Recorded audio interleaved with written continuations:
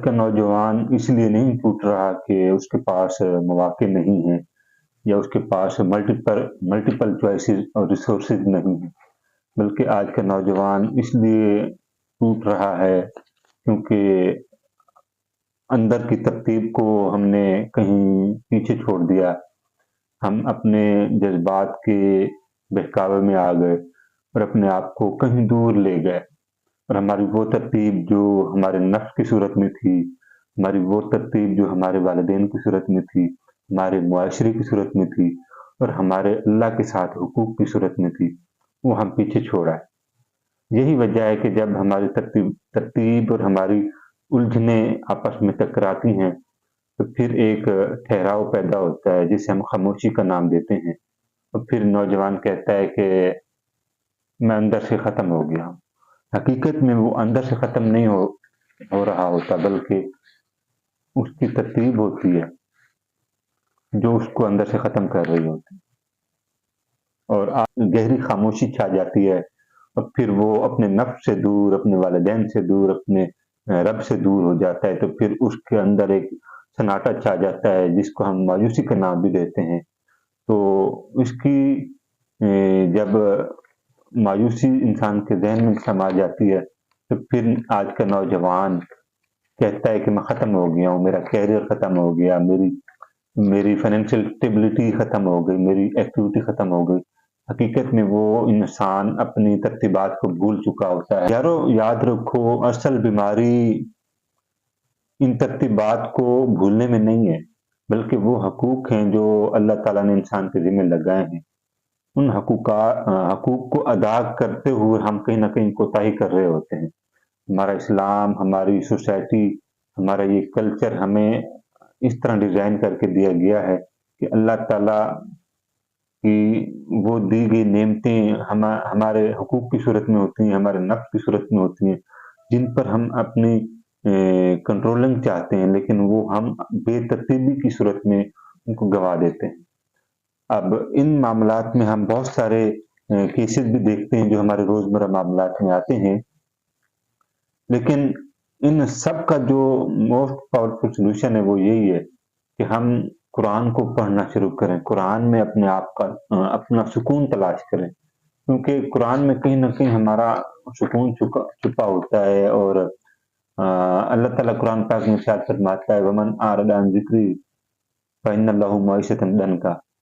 یہ کچھ آیات ہیں جن کا مفہوم یہی ہے کہ جو اللہ سے منہ موڑ لیتا ہے، اللہ سے دوری اپناتا ہے، تو اللہ تعالیٰ اس کی زندگی کو تنگ کر دیتا ہے، اس کی معاملات کو تنگ کر دیتا ہے۔ تو جب انسان پر معاملات تنگ ہونے لگتے ہیں تو یہی وہ لمحہ ہوتا ہے کہ جب ایک نوجوان، ایک مسلمان اندر سے ٹوٹ رہا ہوتا ہے، وہ سکون کی تلاش میں ہوتا ہے کہ کہیں نہ کہیں اس کو سکون مل جائے۔ تو میری نظر میں 4 ایسے پوائنٹ ہیں جو کہ آپ کو بھی سمجھنا چاہیے کہ جن پر ہمیں کام کرنے کی ضرورت ہے، اور یہ اگر ہم اپنی زندگی میں امپلیمنٹ کر لیں تو دین و دنیا کی وہ معاملات آہستہ آہستہ سلجھنا شروع ہو جائیں گے۔ نمبر 1 پہ اللہ کا حق۔ دیکھیں، اللہ تعالیٰ نے ہمیں پیدا کیا، وہی ہمیں موت دے گا، اور وہی ہمیں آخرت کے دن اٹھائے گا، اور وہی ہم سے حساب لینے کا عہد بھی ہے۔ تو ہم اپنے اللہ کے ساتھ بھی اپنا حق ادا نہیں کر پاتے، تو یارو اللہ کا حق ادا کرنے کے لیے ہمیں پنجگانہ نماز کی طرف جانا ہوگا، پنجگانہ نماز بھی پڑھنی ہوگی، اپنے رب کو راضی کرنا ہوگا۔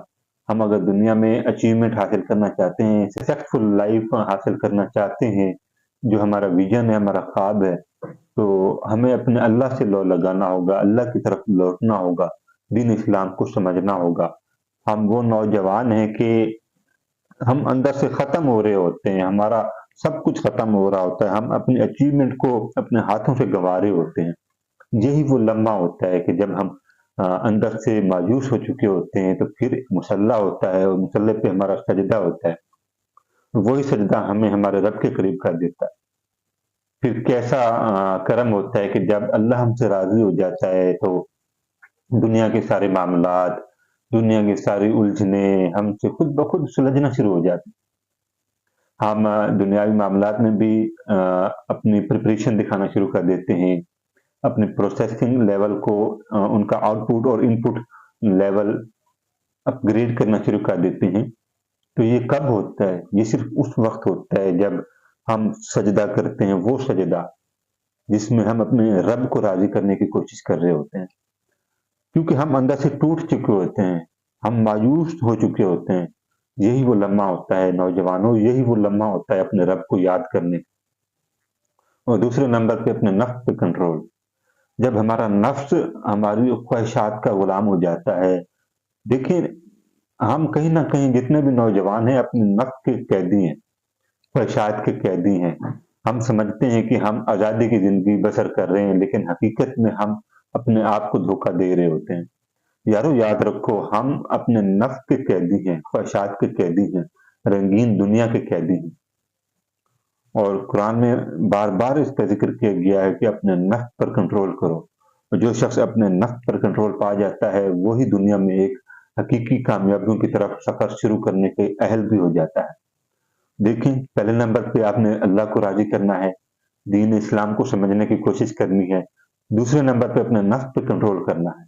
ये नफ्स वो होता है कि जो इंसान को दुनिया में रुसवा करके रख देता है। अगर ये नफ्स इंसान को गुमराह ना करता, तो इंसान अपने ख्वाहिशात के पीछे ना भागता, इंसान अपने नसीब के लिए अल्लाह से दुआएँ माँगता। और आज हम क्या करते हैं, दुआओं का दामन छोड़ चुके हैं और हम नफ्स के गुलाम बन चुके हैं। और यही नफ्स हम हमारे नौजवानों को, हम सबको एक दलदल में घसीटता हुआ लेकर जा रहा है, जिसका अंजाम बर्बादी है। तो मेरे भाइयों, तीसरे नंबर पर वालिदैन के साथ हुस्न सलूक। हम देखते हैं बहुत सारे नौजवान अपने वालिदैन का कहा नहीं मानते, उनकी बातें अनसुनी कर देते हैं। कहीं अनसुनी करने वाले जो नौजवान होते हैं, आखिर में उनका अंजाम दुनिया में रुसवाई की और जिल्लत होता है और कुछ नहीं होता। देखें, कुरान में भी अल्लाह ताला ने इरशाद फरमाया, जिसका मफ़हूम है कि अपने वालिदैन के साथ हुस्न सलूक करो और उनको उफ़ तक ना कहो। लेकिन हम क्या करते हैं, हम अपनी कामयाबियों के मराकिज़ में इतना आगे बढ़ चुके होते हैं, हम इतने अचीवमेंट अपग्रेड कर रहे होते हैं कि हम अपने वालिदैन की बातों को कहा और अनकहा कर देते हैं। लेकिन यारो, हम भूल जाते हैं कि हमारी अंदर की मायूसी को जो घुटन महसूस करते हैं, सब कुछ होने के बावजूद, वो हमारे वालिदैन के साथ हुस्न सलूक का ना होना। तो तीसरे नंबर पे अपने वालिदैन के साथ हुस्न सलूक करना है। हम आज वादा करें कि अपने वालिदैन के साथ हुस्न सलूक करेंगे। देखिए, ये वो पॉइंट्स हैं कि जो हमें हमारी ज़िंदगी को बेहतर बनाने के लिए काम आते हैं। हम अपने अल्लाह के साथ किए गए वादे पूरे करें, वो नमाज की सूरत में होगा, दीन को समझने की सूरत में होगा। दूसरे नंबर पर अपने नफ्स को कंट्रोल करें, वो ख्वाहिशात को छोड़ने से होगा। तीसरे नंबर पर वालिदैन का कहा माने, वो उनकी ताबेदारी और फरमाबरदारी की सूरत में होगा। और चौथे नंबर पर जो मोस्ट रेलेवेंट है, वो है हमारा मुआशरे में किरदार। हम अपने मुआशरे में जहाँ रहते हैं, गाँव में रहते हों, शहर में रहते हों, या किसी भी कंट्री से आप बिलॉन्ग करते हैं, अपने मुआशरे में एक इस्लामी निज़ाम नाफ़िज़ करें, अपने अपने अपने अपने ऊपर इम्प्लीमेंट करें। हम नौजवान अगर दीन को अपने ऊपर इम्प्लीमेंट करेंगे, मुआशरा हमारे ऊपर एक ऐसा पॉजिटिव इम्प्लीमेंट लाता है कि हम दीन और दुनिया दोनों में अपने आप को कामयाब पाते हैं। और जब हम इन चारों चीज़ों को मुनज़्ज़म तरीके से कामयाब कर लेते हैं, तो यारो, फिर हम वो नौजवान बन जाते हैं जो अंदर से कभी नहीं टूटता, बल्कि खुशहाल हो जाता है, अल्लाह को याद करता है।